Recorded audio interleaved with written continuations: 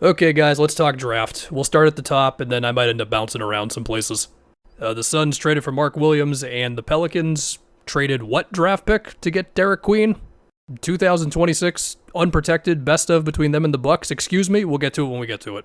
But let's start with Cooper in Dallas. I mean, I already talked about this when they won the lottery. This is still the most insane outcome for this pick. A lot of people thought it was rigged. I don't know if they unironically believe that or not, but there were a lot of takes when the lottery happened. But basically with Cooper, it was established early on that he was an awesome help defender who can guard wings while being also ultra competitive and a guy who just lifts up the whole situation when he's there, right?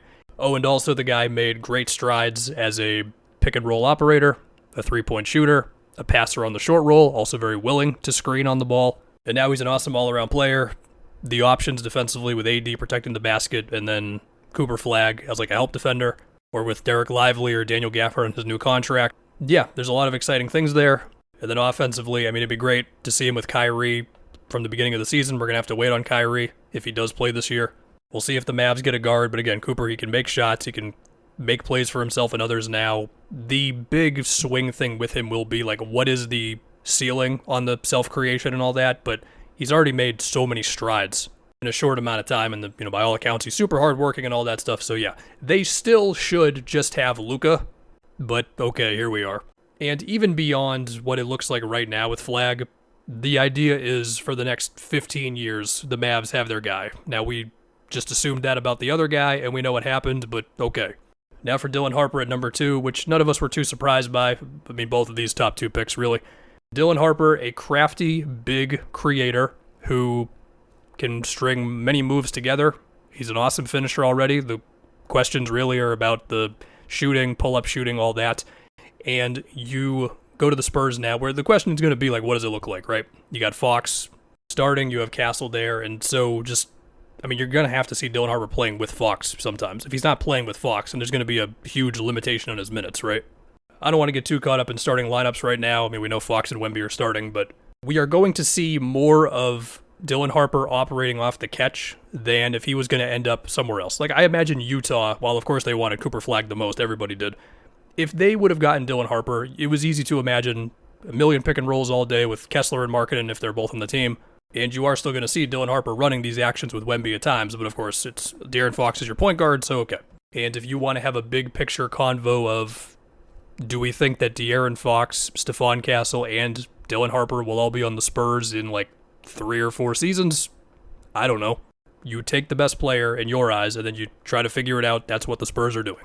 Number 3, VJ Edgecombe. VJ, he's going to pull off some home run plays. Like, he's going to get steals, full court for dunks. He's going to get lobs and, like, backdoor cuts. Like, he's going to dunk on somebody and all that. And that'll be nice to just have some fun energy with the Sixers, given everything else about this past season with them. Pretty much except for Grimes, McCain, even if he did get hurt, but still, you got to be excited about McCain. And Yabusele proving that he could be a rotation guy. The shooting is going to be the big thing. He was not bad as a shooter in college, 34% from 3, 78 at the line. And there's also just the pressure of, like, well, first off, we need PG and Embiid to be healthy. That's duh. But also the pressure of, we need you to be able to help us win right away, not just be an exciting young guy, which sometimes that's the way this goes. But draft people, they really do like VJ. Now we go to Con Knipple with the Hornets. Great shooter, awesome textbook form, good enough off the dribble, along with some like physicality to do more than just take threes. Of course, the movement shooting is there. We all know how that fits in with LaMelo. The Hornets, they also dealt Mark Williams, so he's gone now. I'll find a moment to talk about the Suns and their center situation in a little bit here. But few questions. Can LaMelo and Brandon Miller be healthy? I mean, can the team be healthy? They're riddled with injuries this past season. Some of that, Mark Williams. Will they ever be good on defense? Where I think Knipple's effort will be there defensively.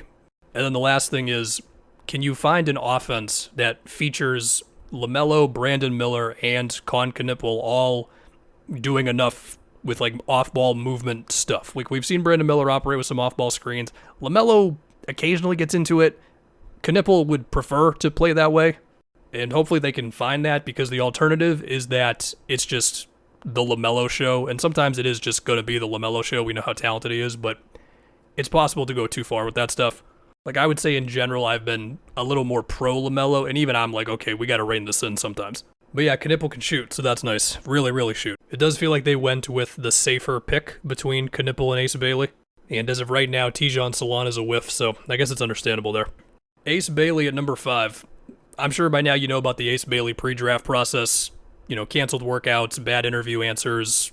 I think there's more questions about the people guiding him as opposed to him. But anyway, yeah, I mean, Ace Bailey for the Jazz, I mean, he was a polarizing prospect, right? The difficult shot making, especially from mid-range, is real. Turnarounds, fadeaways, and a good enough handle to get into some of these, right? The questions come from kind of everything else. Getting to the rim, playing with physicality. Does he envision himself taking a lot more of those difficult twos in the NBA? The assist-to-turnover stuff, and then, of course, just, again, the whole pre-draft process. And he's going to a Jazz team that still has a lot of questions across the board here. I mean, Kessler, he's in rumors again. I don't know what's going to happen. Markkanen wasn't as good this past season, but we all like him. The guard situation, I mean, Keontae just hasn't really hit like that. Collier's got some interesting assist numbers, but as far as like being a good enough scorer to lead an offense, not really the case. Cody Williams just didn't do anything last year. Taylor Hendricks was injured. At the time of me doing this, Sexton, Collins, and Clarkson are all still here. They're all expecting to get shots and minutes. So it's really just a whole lot of I don't know. But if you believe in the talent, then you believe in the talent. And I do believe in Will Hardy to put Ace Bailey in sets that can simplify the game for him. Next, the Wizards at number 6, they get Trey Johnson. They shipped out Jordan Poole for CJ. They got off of some long-term money. And now they have Trey, who they're hoping can do some of the similar things that Jordan Poole was doing. In the meantime, CJ and Olynyk can be some vets for him, and their contracts run out after just this season. They could be trade chip guys as well, similar to Marcus and Middleton. I mean, Trey Johnson, really, really good shooter. And when you look at some of the sets that they had Jordan Poole in, where like he's sprinting into DHOs, then getting into his pull-up three, you can slot Trey Johnson into all that. There's questions other places like the finishing and the defense, and also where he can get to as a passer. You got Bub there. I don't imagine that they would get in each other's way too much. And then for what it's worth, they can put like Koulibaly and Sarr around him for some defense. And you can't ignore Keyshawn's steal, block, and deflection numbers either with that. But yeah, Trey Johnson, he's got microwave scorer just written all over him. That can be a bit of a volatile spot depending on efficiency, shot selection, I know, but he can score. And now we get to the Pelicans. I got to talk Pelicans for a while here, man. So they go with Jeremiah Fears. This is after they did this CJ, Kelly Olynyk, Jordan Poole, Sadiq Bey trade, which, by the way, Olynyk in Washington provides some spacing. Like, that's cool as well. CJ, he'll take a bunch of threes. The Pelicans took on money for an extra season, and Jordan Poole had his best season this previous year with the Wizards, and yet for the Pelicans, I'm just like, I don't know what's going on, man. But back over here. And also, hopefully, Sadiq Bey is all good with the ACL. So, Jeremiah Fears can get downhill. He can create advantages. There's questions about his overall game after that. He's now going to be competing with Jordan Poole for on-ball reps. You still have you want to give the ball to Zion. You want Trey Murphy to keep on developing. You've now just drafted Derrick Queen, who also, I mean, Derrick Queen's got skills with the ball in his hands at the center position that you don't see all the time. Like off the dribble, creation, post skills, playmaking. There's something there with Derrick Queen. I do have to talk about the process of how they actually got him in a second and his fit with Zion, but as far as Fears goes, I'm just wondering how many opportunities he's going to get to cook in this offense, because the way that he works is he has the ball and he can get downhill. So we'll see. I'm not saying that they can't make it work. I'm just wondering how it's going to look. So that's that. And now I got to get to Derrick Queen, and I especially have to get to what the Pelicans just did here. When I saw this trade, I wanted to make sure that I was reading this correctly. I thought Shams tweeted it wrong and he was going to have to redo it or something. The Pelicans traded the better pick between their pick and the Bucks pick next season to move up and get Derrick Queen. And this is going to Atlanta. The Hawks have had a couple of days here. This basically says they believe that they and the Bucks will be good next season. The status of the Bucks right now is Giannis, it appears like he wants to stay. I don't think they're going to trade him unless he says trade me. And Dame is out with an Achilles. And the status of the Pelicans is they're the Pelicans, coming off an injury from hell season, while Zion continues to be in a state of how much are we going to see him? How's he going to look when we see him? I don't know. You also just don't have many good defensive players. Like, it's pretty much Herb, do your best, and we will see if we can continue our three-point defense wizardry. Not from this past season, but, they were a top 10 defense 2 years in a row. And also, Jordan Poole's here now, too, so okay. So basically, the Pelicans do not have a pick next season, and they just won 21 games. If they suck again, this is a complete disaster. And for Atlanta, I mean, this is a gold mine of a pick here, man. The Hawks have two bets that either the Pelicans or the Bucks fall apart this season for whatever reason. I mean, getting this pick is insane. All the while, it still feels like Trey Murphy's development is the second most important thing with the whole franchise behind Zion being healthy.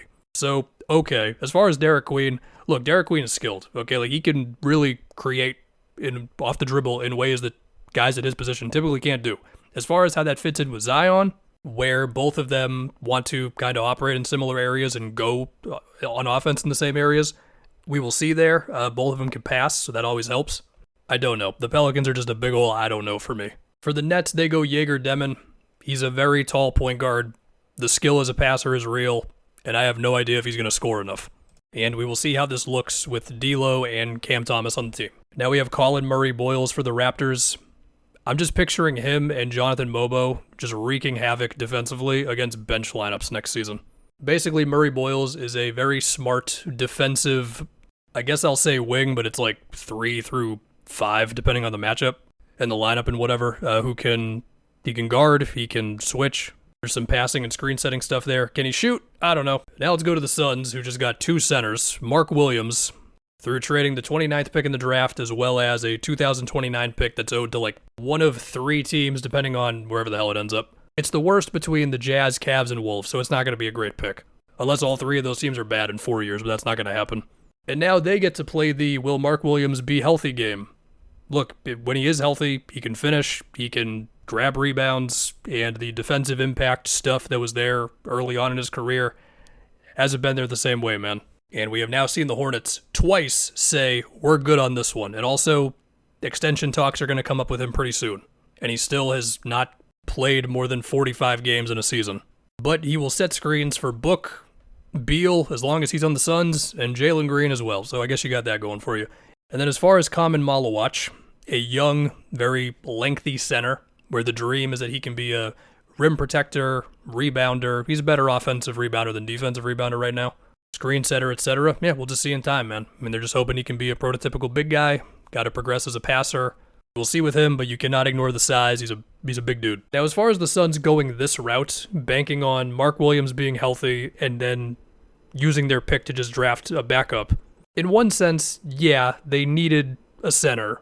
In another sense, I don't know how much they're going to see one of them, and the other one might not be ready. And also, again, like Mark Williams' defense, it's slipped from the beginning of his career. So after today, I mean, Malawach could end up being awesome in time. Hell, maybe day one, but usually with young centers, it's just tough. And so I don't feel very differently about the Suns today like I did 3 hours ago. Next, we have Cedric Coward going to the Grizzlies. I did see some Blazers fans wanting Coward, but the Grizzlies, they have now moved one of the Desmond Bane picks already, and they said, we want this dude, where, Coward, the 3-ball looks really pretty. His finishing numbers are kind of nutty, especially for his position, in a good way. Like, there is some attacking off the catch stuff here. And defensively, he's really long. He's got a crazy wingspan. Next up, the Bulls, Noah Asenge. The vibe around Asenge is the way he moves at 6'10 is very interesting. So defensive potential, transition, cuts, finishing, all that. As far as creation and shooting, it's going to take a minute. So we'll see. There's Carter Bryant with the Spurs. This guy was kind of climbing up draft boards where his box score numbers were not much in college, but the size, the defense, the three-point shooting, the length, he just projects as a dude who can make a two-way impact, and also you can slot him into a bunch of different lineups because of his size. And the Spurs can put out some defensive lineups here between Wemby, Castle, Sohan, and now Carter Bryant as well.